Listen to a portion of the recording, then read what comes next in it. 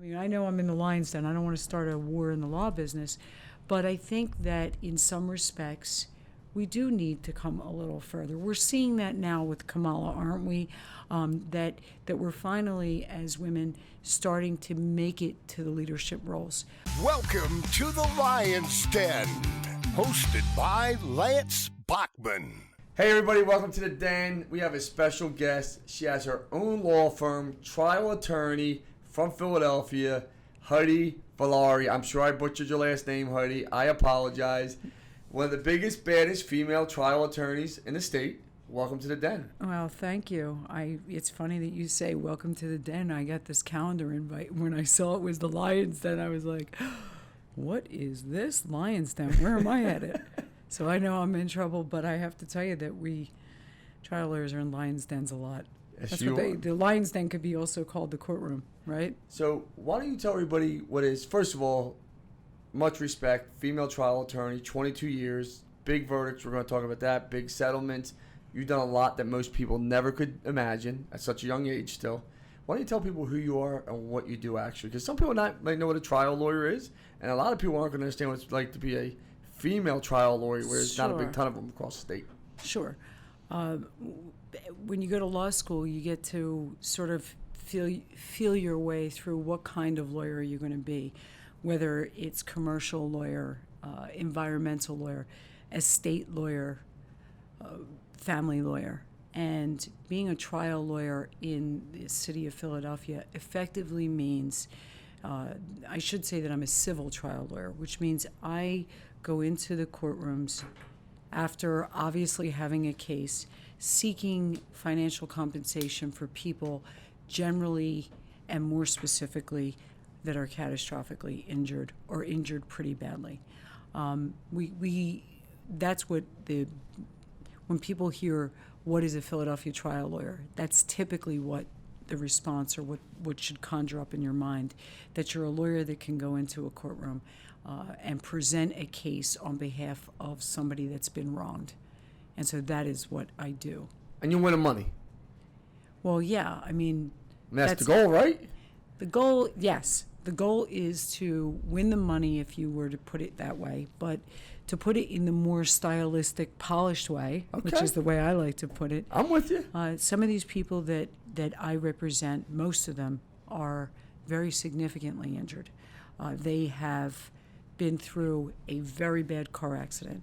So you're looking, or they've been through, unfortunately, maybe a medical malpractice. They've been defamed. They've been through a helicopter crash, or they've had a bad labor and delivery and they have a brain damaged baby. So there are those cases, and when you get to the level and stage of where I am, those cases are complex, and I know how to take them from start to finish and get money or compensation, which is what I would call it, for people that really, need it. So, and that's the difference, and that's how we hold ourselves out. So there's trial lawyers that know that kind of work, and I fit into that category. But that's not to say that people that get into accidents where they're not significantly injured but still injured, moderately injured, they need lawyers too, and we can do that also. So I met you about 10 years ago now? I think so, maybe 2008. Okay, 11 years. Yeah. You're a lawyer. Of course, you got to be specific. Why not, right? I mean, we're talking generalities here sometimes. We're not time stamping you here. So. I might be. I told you I'm getting long in the tooth. You're reminding me that we met 10 years ago, and that feels like yesterday. So you were with a law firm. You went out on your own now. Yes. Talk to me about that, from just being a trial lawyer now to now you're an entrepreneur. You have your own law firm. You have staff. The changes you were handling, marketing, advertising. Definitely. Rent, or you bought a building, whatever it is. You're running a business now from just coming in at your desk and everything's taken care of for you for the most part. Well, you know what yes I'm saying. And no. I mean, there's partnerships, and when you're in a big firm setting, there's definitely the administrative resources that are now different. The goal, obviously, is when you start a law firm, the goal is to eventually become one of those firms that have all of those resources. But in the interim, you're what is called a solo practitioner. So at this stage of the game, my current status would be, hey, she's a solo. So yes, there is a distinction between that, because it's what you said. You have to now handle the administrative process, the human resources of your employees, put them on the payroll, get the appropriate professional liability insurance policy and the GL policy, find a place to practice and turn the lights on. And that's what the lawyers call it. It's called turning the lights on. So it's time to turn the lights on. And so that did occur. And for me, it happened in April of 2019. So the firm, the Villari Firm, has been in existence since really then. Is it exciting? Do you feel different than going to a firm that was big, that you were part of, to now you're on your own? And you're an aggressive person, and you're making hay real fast here. Well, what we are, there's a couple things. Being part of a firm can be glorious, and it really can be because of collaboration, right? When you're with lawyers that you work with day to day, you have the opportunity to really collaborate. When you're a solo practitioner, that may feel for a moment like it's missing. But really, it's not, because the thing that I've always said is that lawyers don't have jobs, right? We have careers, and it's the hands. It's your hands. It's what you can do, having practiced for so long. And when you leave, no matter where you leave your job, you take your hands with you. You can't cut them off and hand them to another firm and say that they're theirs, right? So you bring with you what you learned at the previous places of employment, and you take it to your own place, and then you do what you think is right based on your training experience and your education. And so even though I'm right now what somebody would identify as a solo practitioner, coming from firms in my past, I sort of bring that same academic approach, the same understanding of who the experts are. I'm still standing in front of a judge, and that judge knows who I am. No matter what title I have, they know what my skill set is, and that comes from really just working hard. Here's a question for you, and I hope you don't take it personally or take it the wrong way. Mm-hmm. You're a female trial attorney. Sure. Do you think it's different than being a male trial attorney? Do you think you're looked at differently from maybe inside other lawyers or judges or a jury? I'm just curious to what your perspective is. We've talked about it before. I'm just curious to what you would think. Well, here's what I would say. Is there a difference? I think that, and what we've talked about is the amount or the number of female trial lawyers out there. So let's talk about what a trial lawyer is, because maybe I'm not a trial. I don't want to offend my sisters in the law, for sure. When I say trial lawyer, what I'm talking about is a first chair lawyer that can walk into a courtroom and start with an opening statement, or start with the motions in limine before they get to the opening statement, and start with presenting to a jury their case, questioning every witness, and handling that case from soup to nuts, from the time that you walked into the courtroom until the time that you close and wait for your verdict from the jury, that you've done that all 100% on your own as a first chair. So with respect to that role, what I would say is there's not that many of us that can do it in terms of being a female. I had a conversation with a very prominent male lawyer in New Jersey, and one of the things he said was, Heidi, you are one of the few female trial lawyers out there, and I think that I can count them on 5 fingers with digits left over. So I think that might be a gross hyperbole, but what he meant to say is that there's really not that many. Why do you think? Do you think the system's stacked against women still, or do you think it's internal? Because you don't see a lot of female managing partners at these big firms. Well, Here's what I think. I think that we've, as lawyers, as female lawyers, we've come a long way. But some of the things, being a trial lawyer, and like I say, it's a grind. So there's other areas of the law where there's female lawyers that excel and are able to balance family life, personal life, their professional life, and also in a leadership role. But that is a very, very hard task. I used to tell some of the lawyers, the male trial lawyers that I'm trying cases next to, don't try it at home, because it's really hard. I mean, I am a single parent from my son's birth, and I've jumped turnstiles to get in line, to get into a courtroom, because I have a son that's at home and it's snowing and there's school's on a 2-hour delay, and you're like the one-armed paper hanger. So that, I think, is challenging for the female that has those sorts of responsibilities still at home. And so I think that in some respect, it is a real challenge for a trial lawyer to get to the stage of where I am and to overcome some of those obstacles. In addition, and again, it's speculation, it's my observation. I certainly don't want to start I know I'm in the lion's den. I don't want to start a war in the law business, but I think that in some respects, we do need to come a little further. We're seeing that now with Kamala, aren't we? That we're finally, as women, starting to make it to the leadership roles.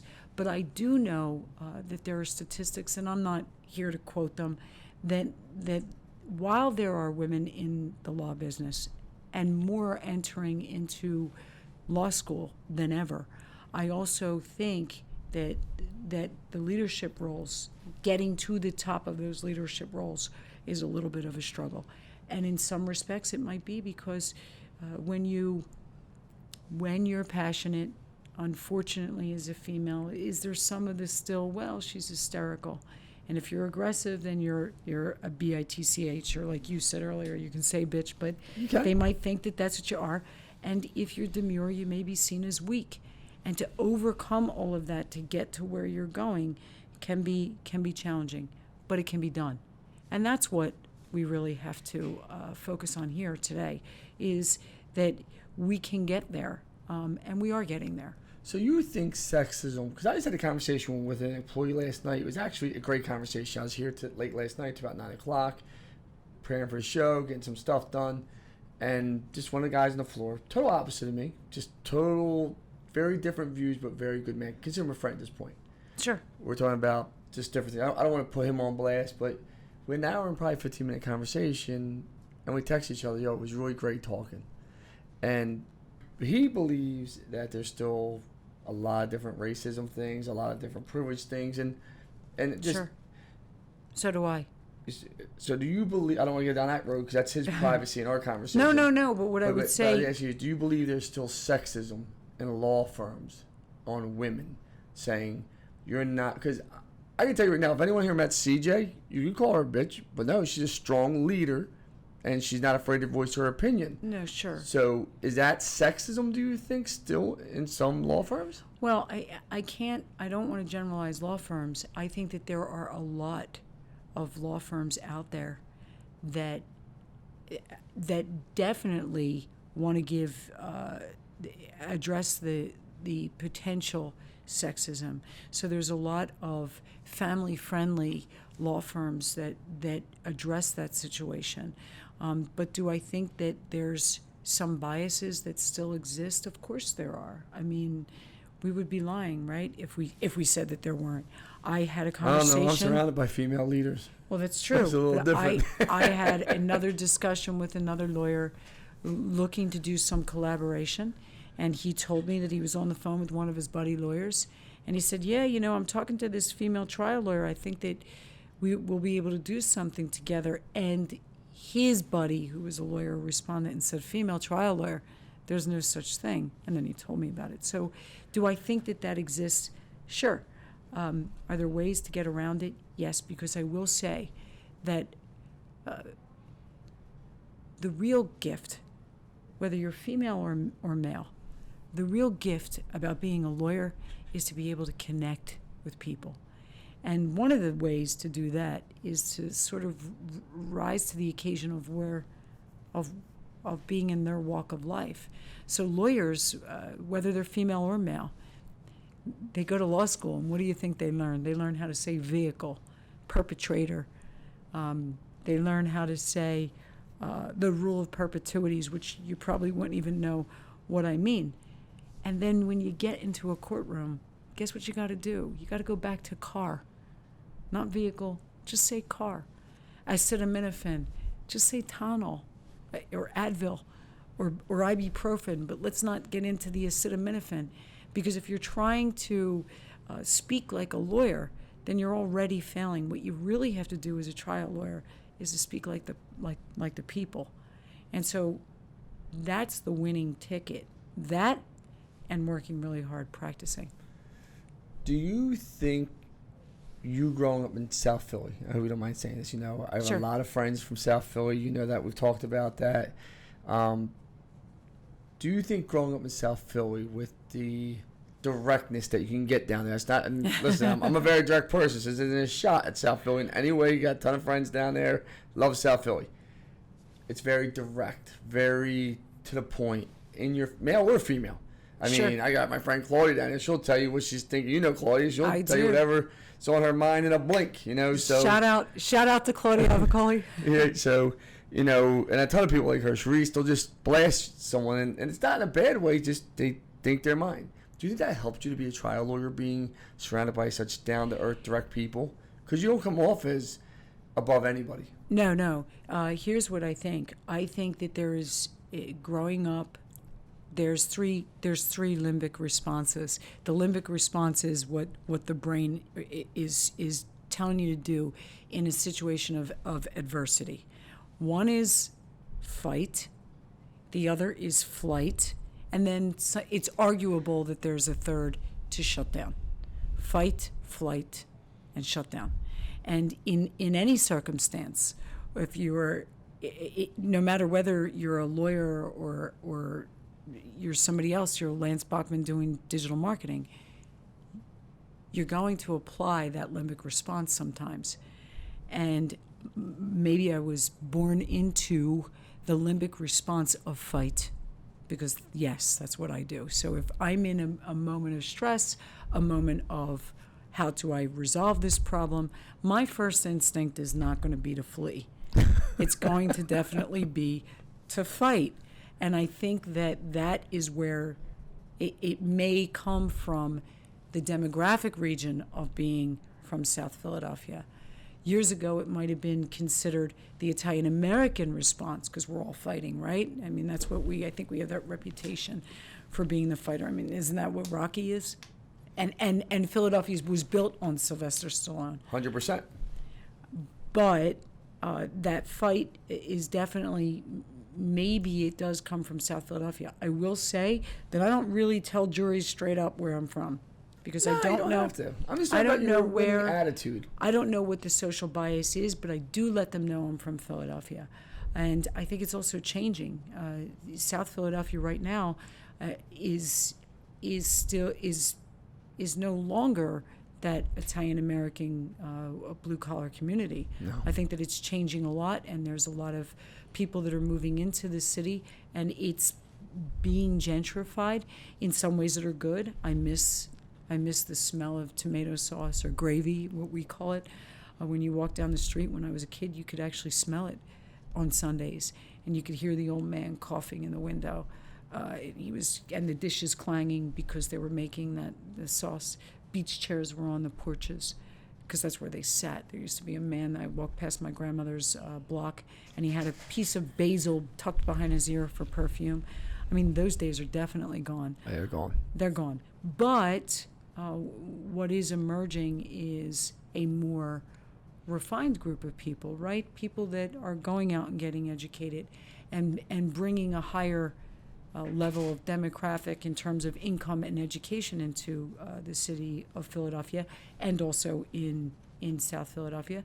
But we want to make sure that some of the neighborhoods, whether they're black or Italian, Asian, are preserved for people that need to live here.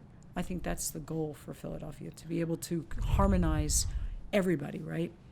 So let's jump into this. You won some big cases. You settled some big cases. I mean, Yes. the numbers are mind-blowing. Give me the biggest case you've ever settled. Well, Just give me the number. Just a number. I've settled a case together with my partner at the time, but certainly had a big influence in it for $20 million. $20 million. Yes. That was a nice paycheck. That pays some of your advertising bills. It's, You don't got to respond to that one. the work that goes into a case that requires that has that level of settlement is pretty intense. I mean, in that particular case that we're referring to, it did involve brain damaged babies. So Sorry to hear that. So it is. It can. The case is dictated. The value of the cases are dictated by the facts, and then the lawyer or lawyers can bring the value of that case up based on their skill and talent. So I saw in June here in Bucks County locally, you had an $11 million verdict. Is that accurate? In June of 2019, there was an $11 million verdict that I was able to achieve in Bucks County. I'm assuming that has to be one of the bigger verdicts in Bucks County because Bucks County is tight. I mean, the jurors here are known. I mean, let's be honest. I mean, they're known to hold on their first grade lunch money here. And I'm not saying to be that mean. It's just you don't want to go in front of a jury in Bucks County. Well, there's a reluctance to go into the outside counties. Philadelphia's being a much more liberal, blue-collared, democratic city has a different perspective. Oh, they hand out money like peasants to candy there. Well, I wouldn't say it was like that maybe it was at one time. It has changed a little bit, and really depending on how you can connect to the jury will make a difference. But in Bucks County, there is a typical conservative, particularly in cases involving medical malpractice. I would say that they're not necessarily prone to just awarding big dollars. So you have to connect with them. You have to resonate a message for your client, whether your client is catastrophically injured or moderately injured. And yeah, I got an $11 million verdict in a labor and delivery instance where a woman had a vaginal tear. All right. And sorry to hear that, but you know, let's talk about this. You're seasoned. You've been around. You have a portfolio of success. Sure. You have a ton of clients, but yet you are humble enough to say, I know I got to advertise. I got to do SEO. I got to do PPC. My website has to represent me. I need the line constantly coming.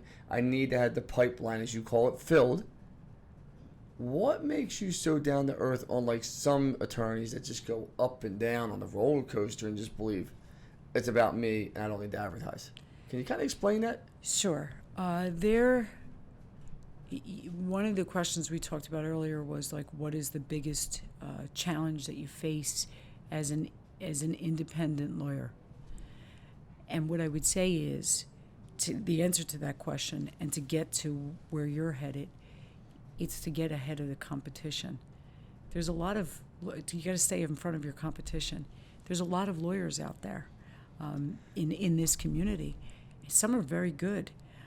And for you to think that you're only going to be as good as your latest win or your last case is a mistake.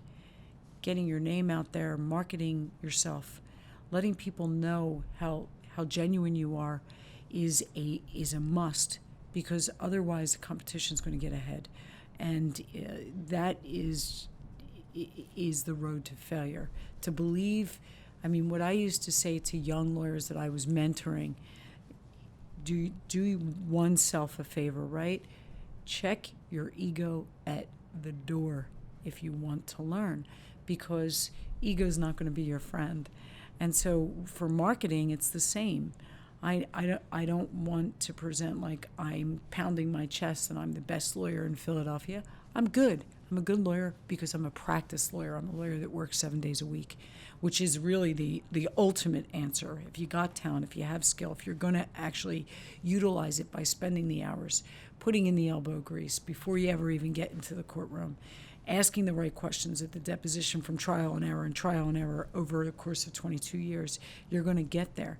But if you don't market, they don't know you exist, right? And so that's why we come to companies like you, because we want to make sure that we are ahead of the competition and that our name is getting out there, so that we're accessible to the general population and to the folks that require a lawyer. I mean, a lot of people don't like lawyers, right? I mean, we're not. We have bad raps for all kinds of things. You know, the what's the joke? How many lawyers does it take to unscrew a light bulb? Do you know the answer? Depends on what the hourly rate probably pays all these people. How much money do you have? Yeah, I mean, that's one of the. Is it right? You got it right. Yeah, I know what they cost. And so to get the message that what I say is, yeah, you could say a lot about lawyers, but let me know when you need a good one, because when you have a good one, then you really know that you're 100% supported in the fight that you need, which is ultimately going to land in the courtroom. So I think that digital marketing, advertising, needs to be done tastefully. You can't just, like I said, pound on your chest or go in front of a TV. I mean, years ago, solicitation was frowned upon. And there are rules of ethics in Pennsylvania that dedicate themselves to doing the right kind of advertising. But it's important to get the message out as to whom you are, and then to also be able to gain the audience to get the case, because otherwise your doors are going to close. So let's talk about that. When I met you 10 years ago, you weren't doing any SEO, PPC, or social media, or even a website. You guys were just building a website at the time. You were, trust me, I remember. Because I was like, how could you guys have this firm and be doing none of it? When we met, I was actually not yet in a plaintiff's firm. I was transitioning from a defense firm, which doesn't require the kind of SEO stuff. Yeah. Because their main feed is coming from insurance defense. Correct. So then I segued into a firm that had both. And I think it was then that we actually met. And it wasn't yet, I don't think it was cutting edge. There were a lot of firms that were definitely on the cutting edge of doing the SEO. So let me but it was rephrase this just question starting. now. Let me Sure. rephrase this. So 10 years ago, you felt digital marketing wasn't cutting edge. Some would argue and say it was a lot more cutting edge than you think. Do you think now today, with what you've seen with your own SEO, PPC results, your own web presence, you take your website serious more than anyone I've ever seen? Let's be realistic. Sure, I do. Okay, so do you think it's more important now than any other medium? I think digital marketing is a must. That's what I think. I don't think for a plaintiff's lawyer, for the claimant's lawyer, for the lawyer that is actually marketing the general population. Now, and maybe even for the business lawyer, the insurance defense lawyer, the lawyers that are on the opposing side of the table from me, they're working for insurance companies, and I don't know that pay-per-click is really going to get that market won. So it depends on the type of law that you're working with. But if you're an employment lawyer, if you are a business commercial lawyer, if you are a civil trial lawyer, a criminal defense lawyer, a family lawyer, it's a must. So it's a must. Do you think digital marketing, social media has it impacted your own personal brand, if you don't mind me asking, and your website? I absolutely believe that it has. How has it? Again, when your client base is the population, Philadelphia, because I'm licensed in Jersey as well. I'm licensed in both the Pennsylvania and the Commonwealth of Pennsylvania and the state of New Jersey. So to get your name out there among groups of the community, the cross sections of the community, the only way to really do it with style and with grace is through digital marketing. Some people do television. I'm just not there. I don't think I could do it. Maybe I will. Maybe I'll make a liar out of myself. I'm gonna make some videos for social media first. Here's a question. We just made one for you, didn't we? Yeah. A video, yeah. Sure. So we did. Yeah. Here's a question for you, and be realistic. Has one case ever paid your full nut of advertising for the whole year? one case can, depending on the case, it can. But there's a lot of expense that goes into the law business. So, sure, of course, a case can How do you pay. measure ROI then? How do you know if you're winning or losing? You're looking at what the projected income or what the projected fee is. You track your advertising. You know your cases.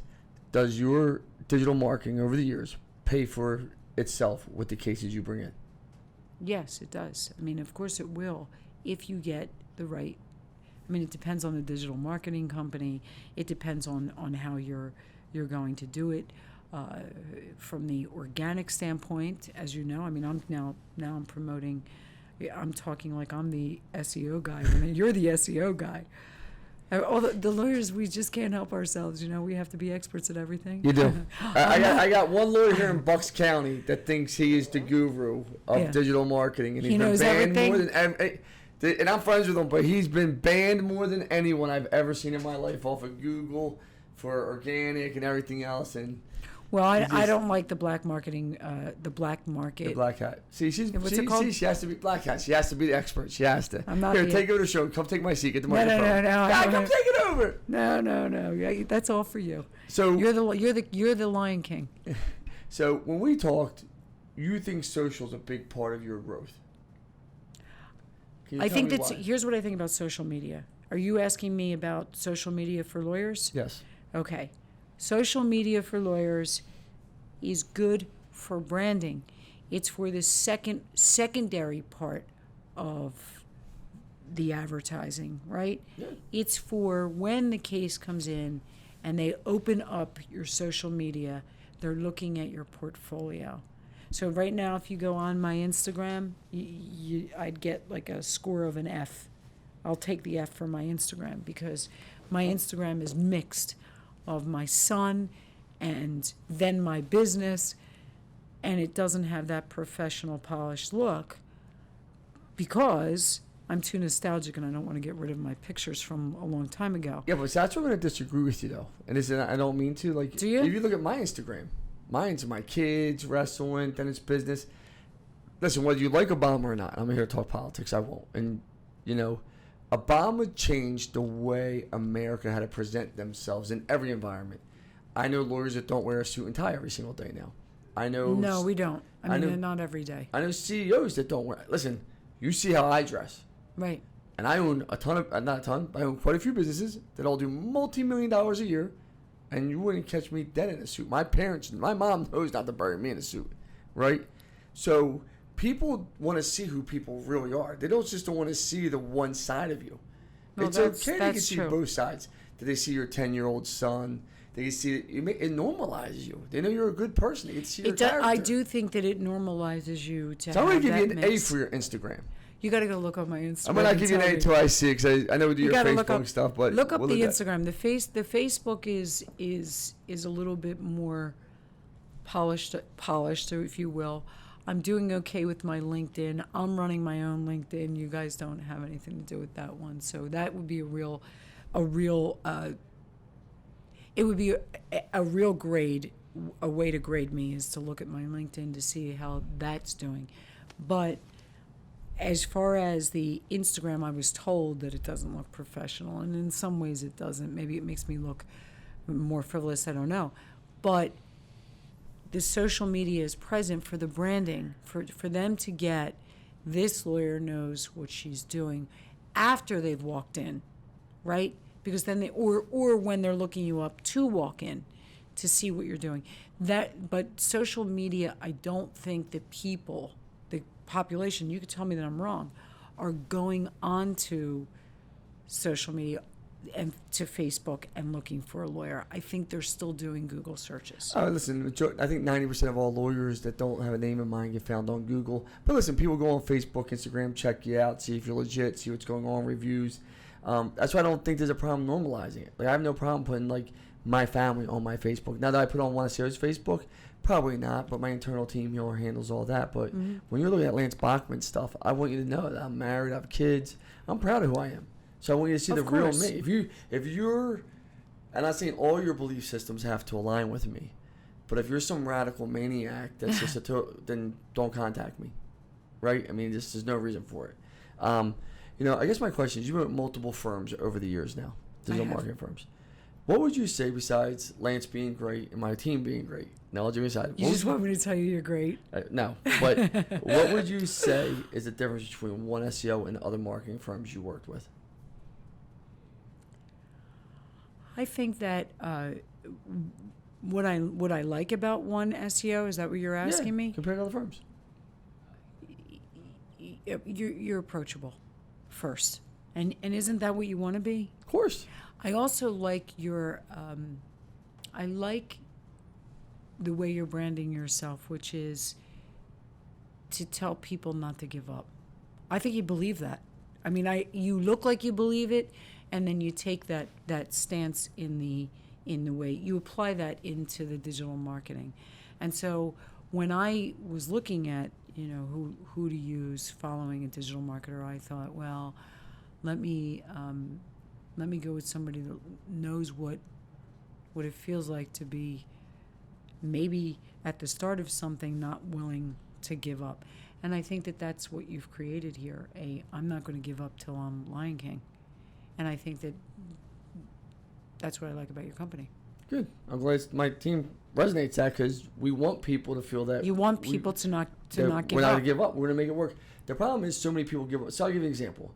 Guy spent $55,000. This guy, Bob, I'm not going to say his last name here, with another digital marketing firm. Cut him a check. He got no results. Roofing company. Guy's a great guy. I'm like, how do you spend $55,000 and get nothing? His analytics aren't set up. This guy has a $10 million plus company. He's killing it. But yet, he had no results because he doesn't know digital marketing.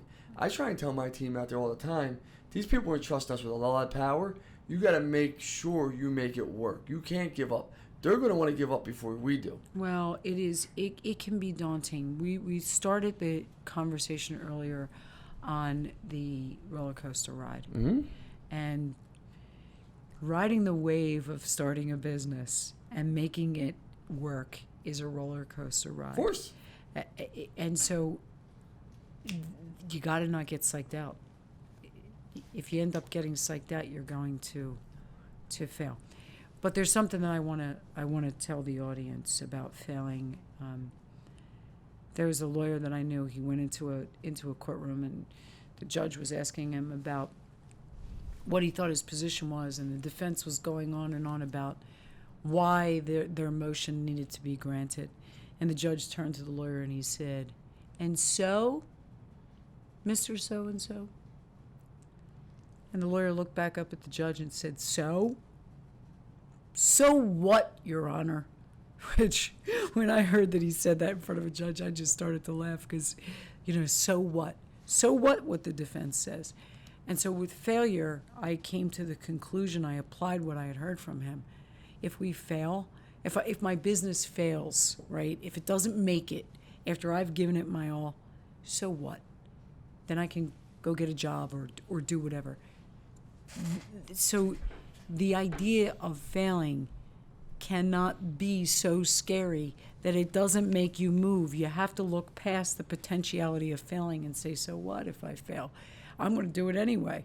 And if I fail, so what? I mean, that is the way you have to approach starting up a business. Because if you fail, so what? It's not going to be the end of the world. You'll do something else. Because if you're a survivor, you'll make it.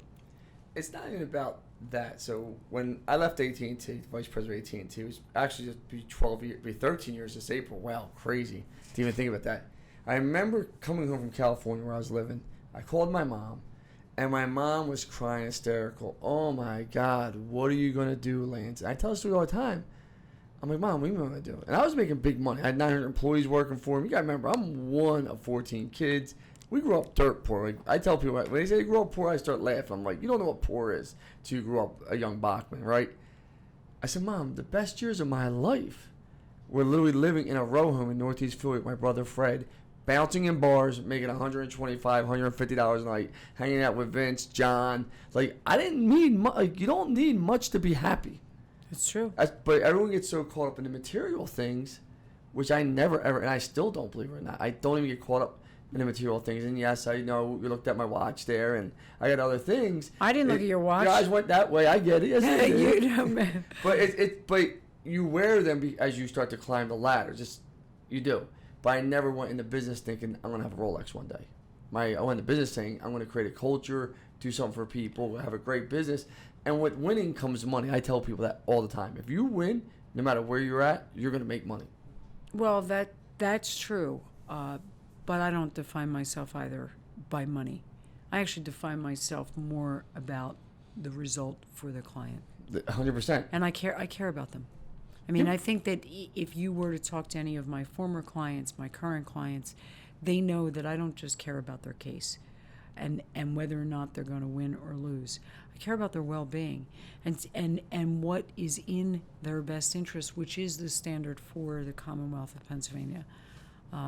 What's in the best interest of the client? That is, if you follow that path, you're going to be successful anyway, because you're going to act in the best interest of your client will get you the result that your client needs. And then you'll be successful. Good results get more cases. Absolutely. So, speaking about that, what is next? I got 3 more questions for you before I let Sure. you get out of the den here. Yeah. What is next for you and your law firm? What's next? Well, the pandemic is for the law business right now.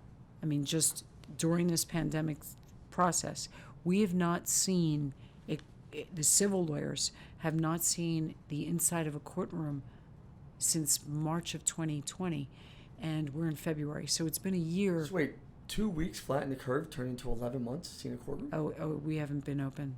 The City of Philadelphia Court of Common Pleas Civil Division is not open and is opening now in April of 2021, and it's a whole new process.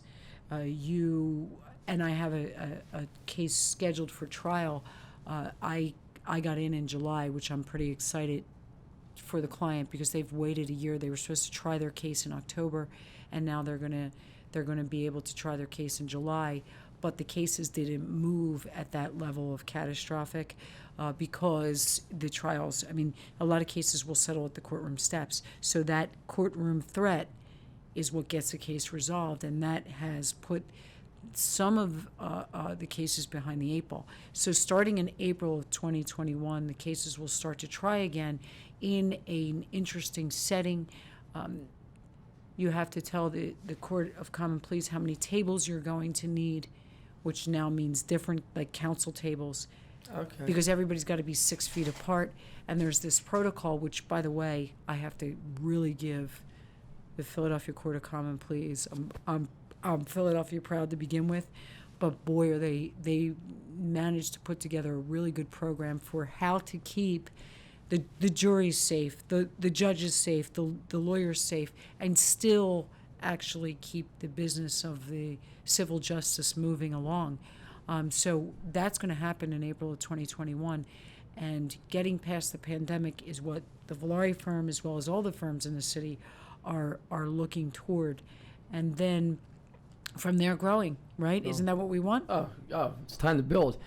Give me your biggest obstacle, because there's young females out there watching this. I want to know what your biggest obstacle was for you personally, growing to become a lawyer or being a lawyer that's a female. What was the biggest obstacle you ever had to overcome? Getting the job, right? I remember my first job out of law school was for $10 an hour. And then once they learned that I actually... Wait a minute, so you... And my first job out of law school, I was a lawyer working $10 an hour. Oh, you're full of grit. I love you. I love the confidence. I started with $10 an hour, and I was waitressing on the weekends because I didn't have the... I wasn't coming from Harvard. I went to Widener Law School, right, which is a good law school. I got you.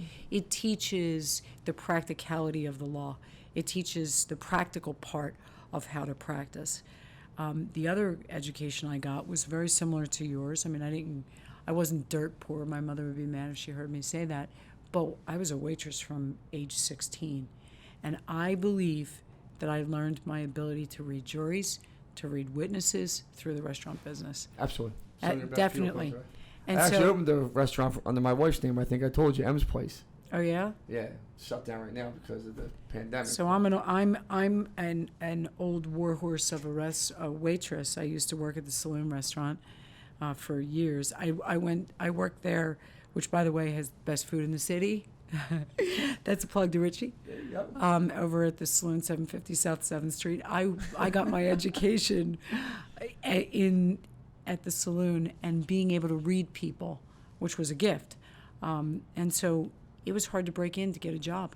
I remember my first job interview at a firm that I didn't end up in. They said, "So where are you from?" And I told them where I was from. I think I said South Philly. And they cracked the joke about the Italian-American lawyer. I went home and I started to write a rejection letter to the firm that I don't want to be part of your firm anymore. My brother, who's also a lawyer, stopped me and he's like, "What are you doing?" Well, I don't want to work at a firm that's going to look at where I'm from, because I thought that was a little tough. So it was to get the job, and then it's to stick with it. It is called the practice. Why? Because you have to practice it to actually get to where you want to go. No doubt. So that's the message to all of the people Just get the job. to first your foot in the door. get your foot in the door, and then get your hands on the work, and then work hard. What would you say on the final word right now to every young girl out there that wants to be a lawyer and thinking about being a lawyer? What would you say to them about being a female lawyer? Well, being a female trial lawyer, it can afford your lifestyle if you end up working hard, but it's definitely, there's a Teddy Roosevelt quote. Where's my phone? I don't know if I can find it. Let's see if I can find it quickly. Teddy Roosevelt said something that I put on my Facebook yesterday and on my LinkedIn that I thought was really, it kind of, it plays along what we're talking about now. And he talked about what was, I gotta see if I can find it here. Let's see. He talked about what it is to do work, and he said, "Far and away, the best prize that life offers is the chance to work hard at work worth doing." So again, far and away, the best prize that life offers is a chance to work hard at work worth doing. And I think that some of this is about professional satisfaction, but what we do, if it's worth doing, getting the chance to do it is what we really all need. Don't we all need the chance? Listen, whether you like Kamala Harris, you brought up earlier or not. I did talk about her. You did. I'm in my purple suit in her honor. Listen, good for you. Listen, whether you like her or not, like I said to my nieces, and I'll say to everyone who made me feel, listen, I'm not getting my political view on it, but what I was happy to see, it gives every little girl a dream. They can be president, now vice. They just saw a female vice president. Absolutely.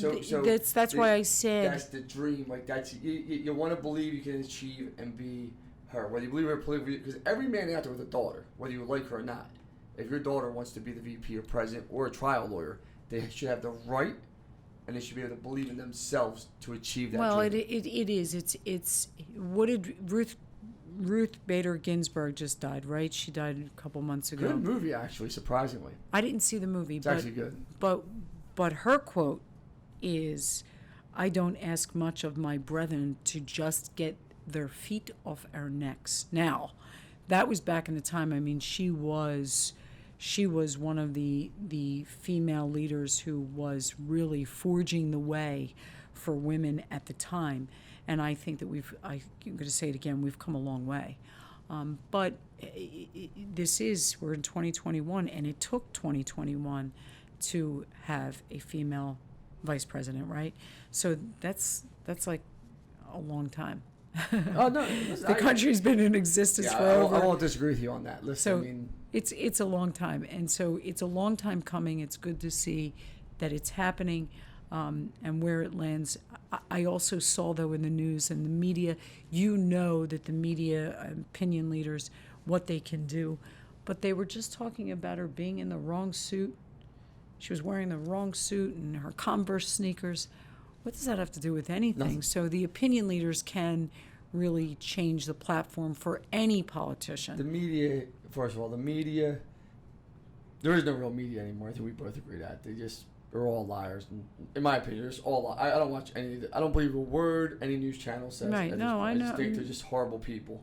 And all politicians, they have their own agenda. I mean, I don't care. If she can do the job, she can come in a pair of Nike sneakers, shorts, and a T-shirt for all I give a shit. Or he could, and just get the job done. Well, What does that it do looks with like, anything? well, Why are you even critiquing it?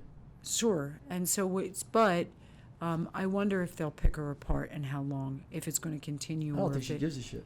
Well, that's good. Thank you for being on the Den. I appreciate you. I love your confidence. Congratulations on all your success. Thank you so much for being on the Den. Sure. Thank you.